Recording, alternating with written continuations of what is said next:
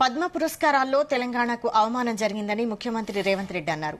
రాష్ట ప్రభుత్వం ప్రకటించిన గద్దర్, చుక్కా రామయ్య, అందెశ్రీ, గోరటి వెంకన్న, జయధీర్ తిరుమలరావు వంటి ప్రముఖులను కేంద్ర ప్రభుత్వం పరిగణనలోకి తీసుకోకపోవడం 4 కోట్ల తెలంగాణ ప్రజలను అవమానించడమేనని సీఎం అసంతృప్తి వ్యక్తం చేశారు. మంత్రులు, అధికారులతో జరిగిన సమావేశంలో ఈ అంశంపై ముఖ్యమంత్రి రేవంత్ రెడ్డి చర్చించారు.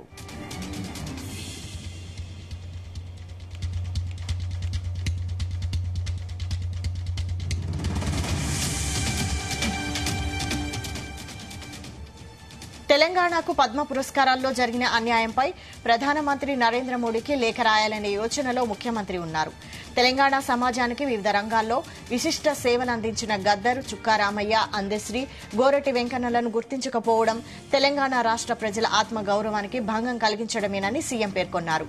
139 మందికి పురస్కారాలు ప్రకటించిన కేంద్ర ప్రభుత్వం తెలంగాణకు కనీసం 5 పురస్కారాలు ప్రకటించకపోవడంపై సీఎం రేవంత్ రెడ్డి అసంతృప్తి వ్యక్తం చేశారు.